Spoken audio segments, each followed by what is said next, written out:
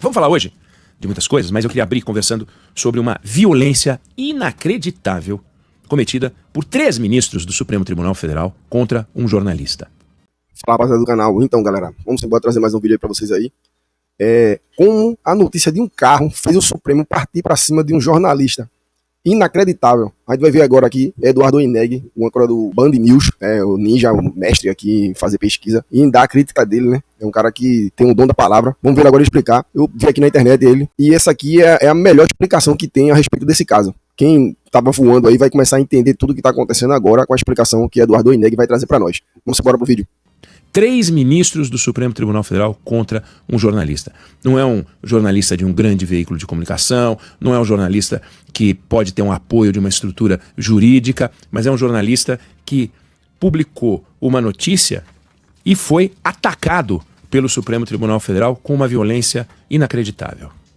Vamos lembrar primeiro o que está acontecendo, para depois a gente poder discutir um pouco esse caso. O jornalista chamado Luiz Pablo, ele tem um blog do Luiz, no Maranhão. E o blog do Luiz publica notícias variadas sobre política no estado do Maranhão. No dia 20 de novembro do ano passado, ele publicou uma notícia cujo título era exclusivo. Carro pago pelo Tribunal de Justiça do Maranhão é entregue a Flávio Dino e usado por sua família em São Luís. Está muito claro.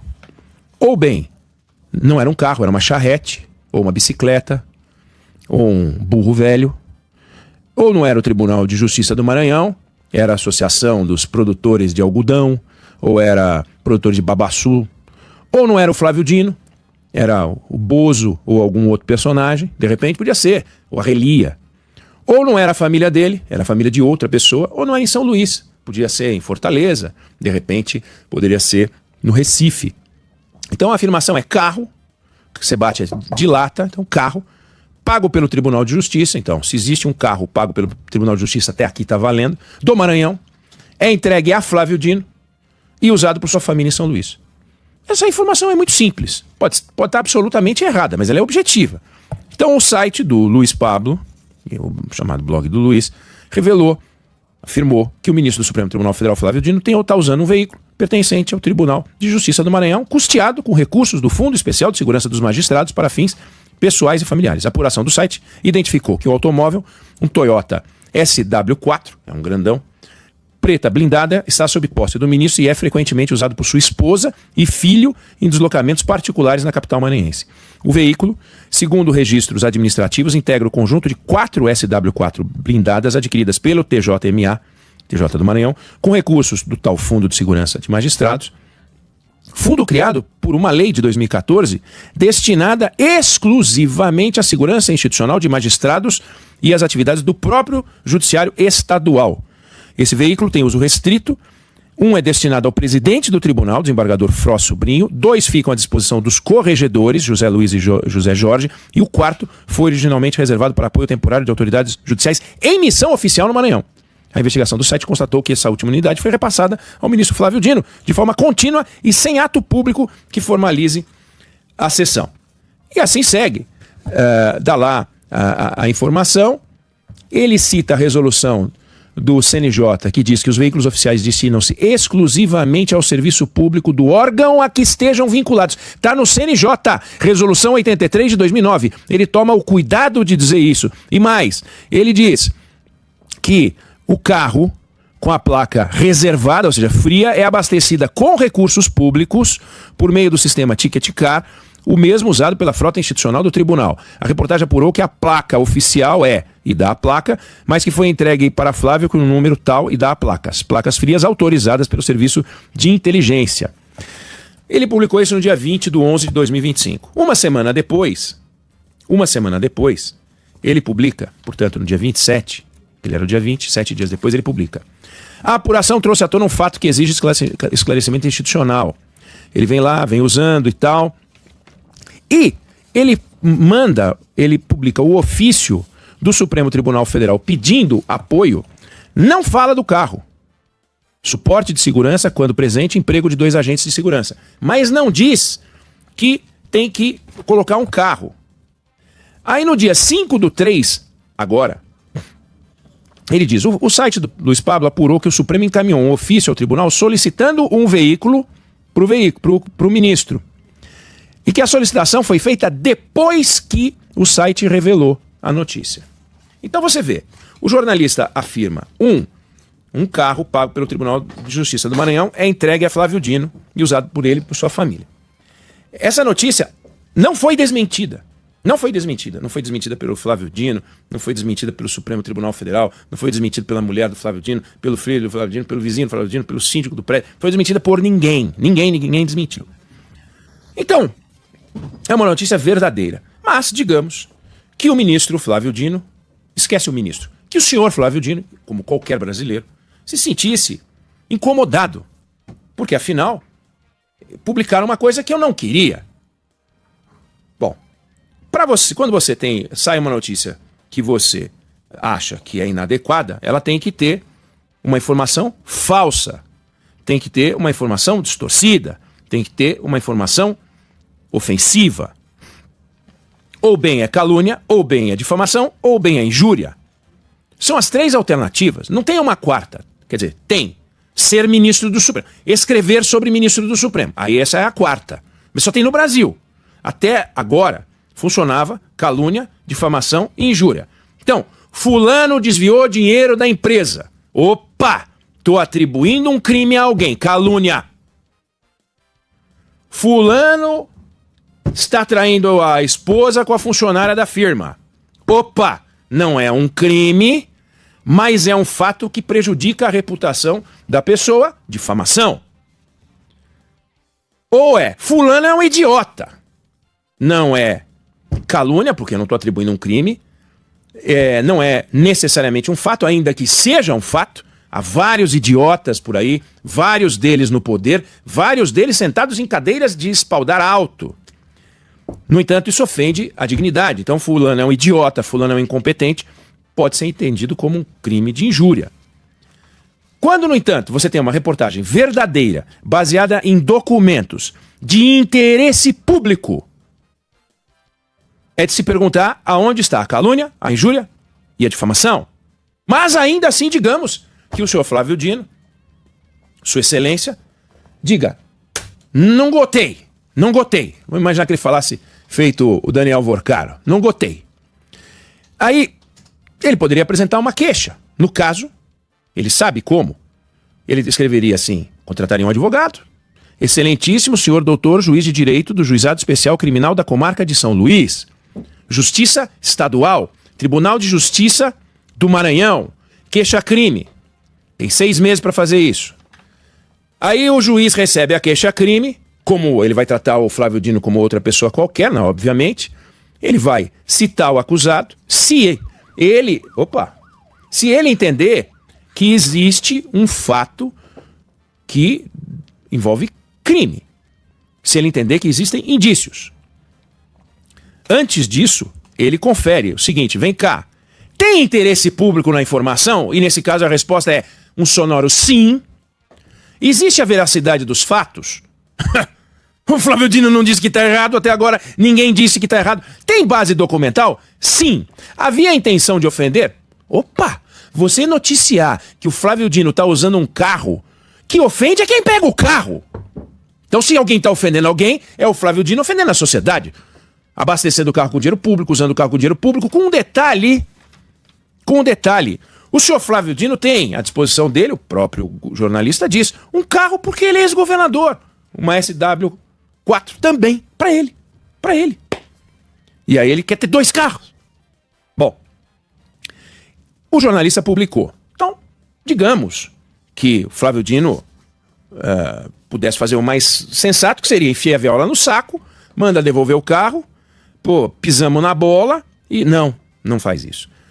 Poderia entrar com uma queixa, como eu falei, pedir o direito de resposta, por favor, olha, responde aí, não é bem assim, já devolvi o carro, não tinha um intuito, não sabia, foi um assessor, sei lá, enfim. Mas não, o que ele fez? Foi a Polícia Federal, para tratar de uma discussão que envolve, no máximo, um crime que você tem que tramitar na Justiça Estadual. Aí ele aciona a Polícia Federal. E recorre a uma excrescência, que é a Lei 14.132, que trata de stalking. Ou seja, o jornalista é um perseguidor, um stalker que está seguindo o ministro, sua vida está em risco. Ele com toda aquela mega estrutura de segurança que tem quando vai para o Maranhão ou quando vai para a venda comprar feijão, ou seja lá o que for, está sempre protegido. Mas o jornalista é um stalker, perseguidor. E de forma reiterada, manda mensagens obsessivas, ele vigia repetidamente, fica fantasiado de pinguim andando pelas ruas e se esconde. Uma piada sem graça nenhuma. E ele entra com uma queixa, dizendo, olha, eu estou sendo vítima de stalking. Aí a Polícia Federal faz um pedido de investigação para o Supremo, enquadrando a conduta jornalística de Luiz Pablo como crime de perseguição. Já é uma barbaridade. Mas temos o Supremo. Ufa, temos a Justiça. Não vai ser o desejo do ministro Flávio Dino, que é parte, então ele pode chamar do que quiser. Eu estou sendo vítima de stalking. Eu estou sendo vítima de qualquer coisa. É o direito dele, ele é parte, vai. Vamos admitir, sou parte. A Polícia Federal se equivocou, né? Puxa vida. Como assim? Eu vou e pego o artigo que foi incluído no Código Penal, essa lei que eu falei agora. O caso vai para o ministro Cristiano Zanin, que sabe, como advogado do Lula que foi, o que é o Estado no cangote. Pelo menos dizia saber, era advogado de defesa, né? Entende de direito criminal. Aí ele, tendo recebido uma manifestação da Procuradoria-Geral da República, outro, né? Que poderia ter arquivado, né? Não, para, isso é ridículo. Mas é que não tem nada ridículo quando envolve certas pessoas. A Procuradoria vai lá e se manifesta. Aí o Zanin, em vez de falar, olha, eu acho que não é stalking esse troço aqui, hein? Vamos olhar melhor? Eu acho que medidas excessivas a gente tem que tomar cuidado, hein? Não, o que ele faz? Lava as mãos. Cristiano Zanin lava as mãos. Se lembra na história de alguém que lavou as mãos? Ele lava as mãos e fala, presidência do STF tem que redistribuir o processo, porque não é comigo aqui. Já tem alguém que cuida desse troço aí. Vai para o ministro Alexandre de Moraes. Aí o Alexandre de Moraes autoriza busca e apreensão em cima do jornalista. Dia 4 de março. Dia 10 de março, leia-se agora, né, semana, Polícia Federal vai até a casa do jornalista, leva computador, celular, tablet e preservação de todas as publicações. Agora, olha que coisa maluca. O sujeito foi acusado de perseguição. Prova da perseguição. As notícias que são prova de um levantamento jornalístico se tornam provas de uma perseguição.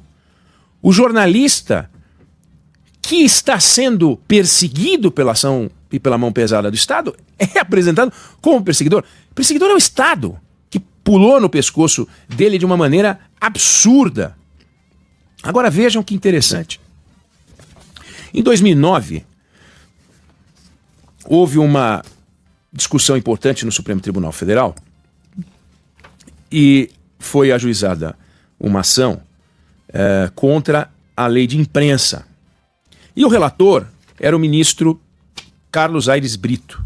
E lá pelas tantas ele diz o seguinte: a liberdade de imprensa é uma liberdade preferencial em relação a outras liberdades por ser condição de funcionamento do regime democrático. A crítica jornalística, ainda que dura, é inerente ao regime democrático, especialmente quando dirigida a agentes públicos ou a assuntos de interesse público. A liberdade de imprensa, a crítica jornalística... interesse público, perdão que eu já estou lendo de novo a mesma coisa. Bom, aí o ministro Carlos Aires Brito entende o seguinte: o STF advertiu que o potencial ofensivo... Aqui o pedaço. Aqui, ó.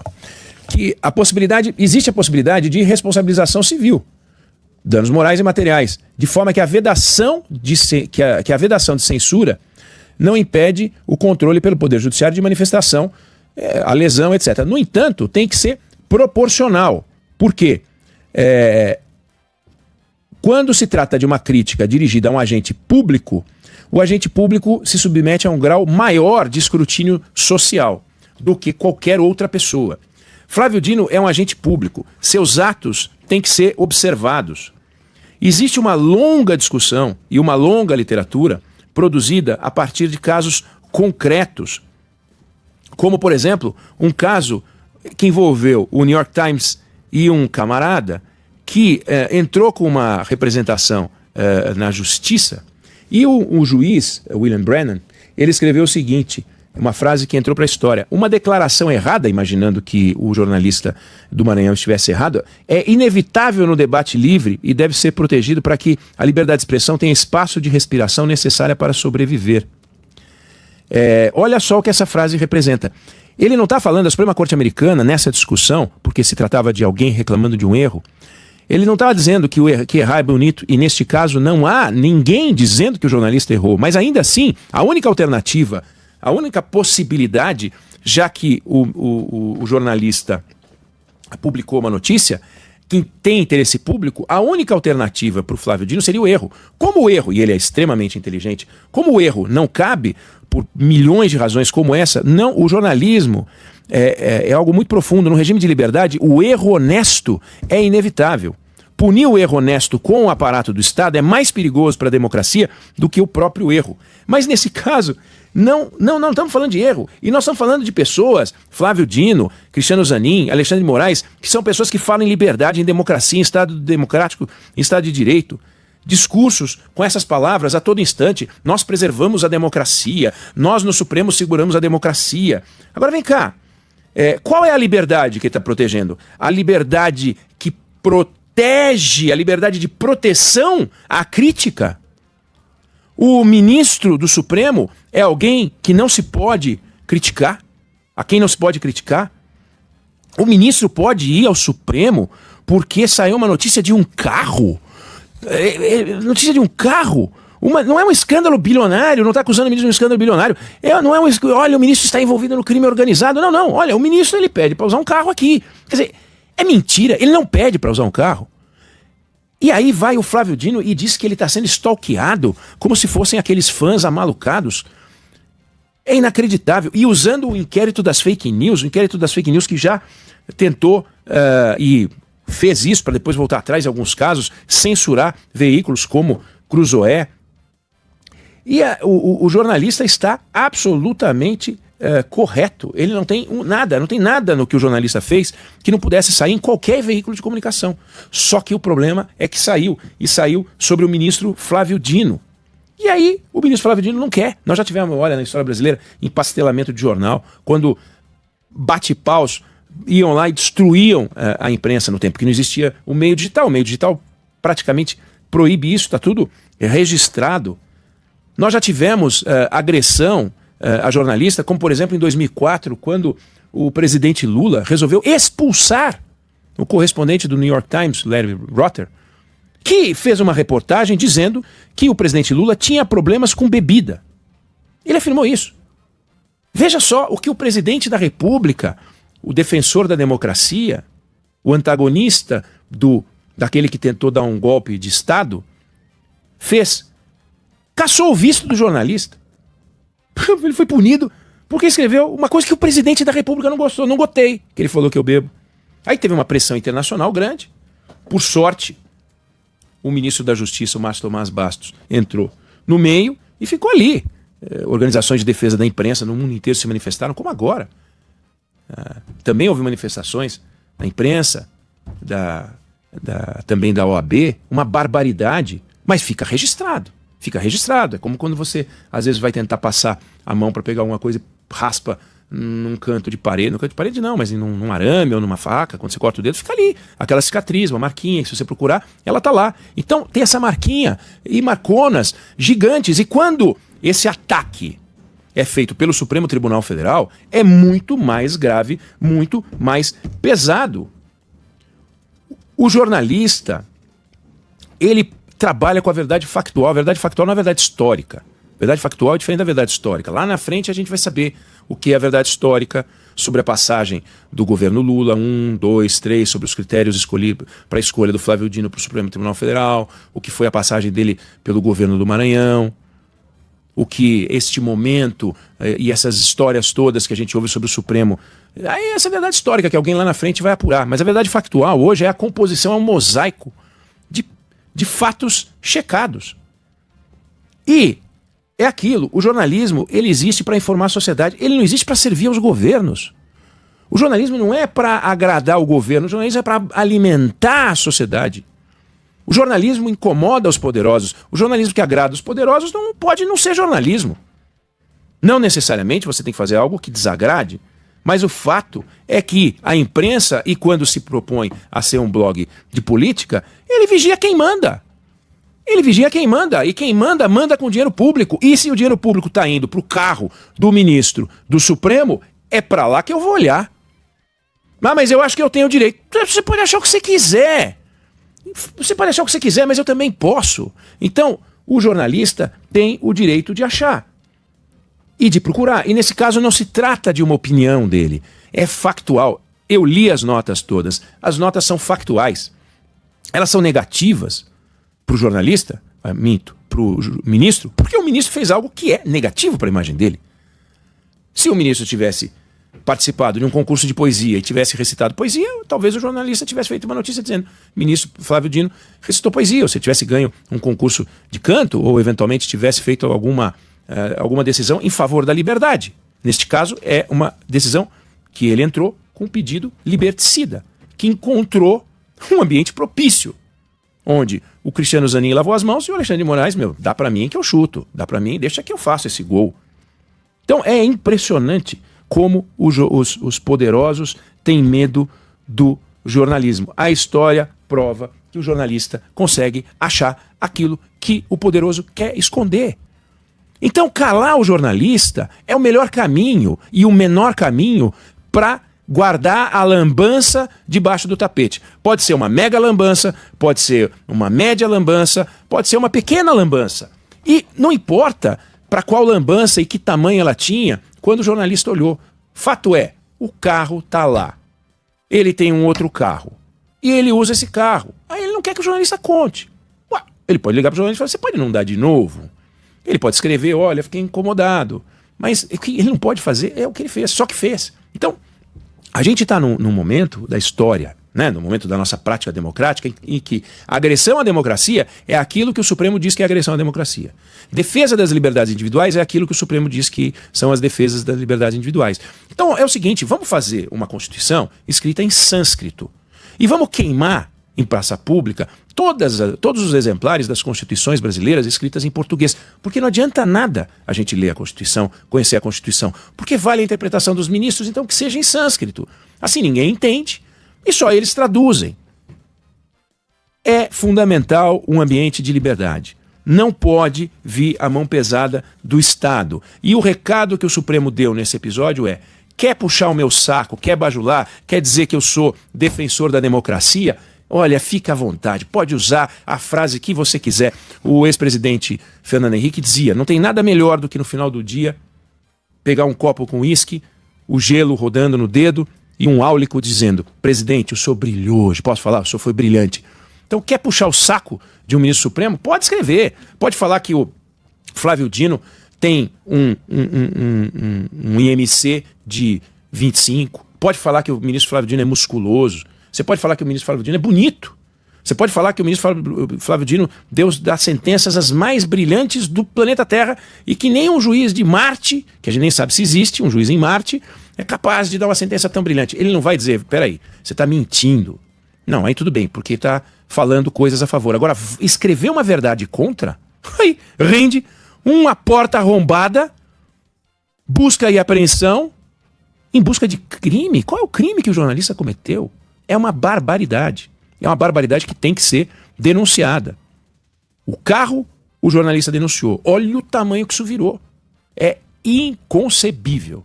E aí, rapaziada, o que é que vocês acharam? Eduardo Lineg, tem razão ou não tem razão? O escândalo não era para tanto, ou realmente o escândalo é para tanto? Por quê?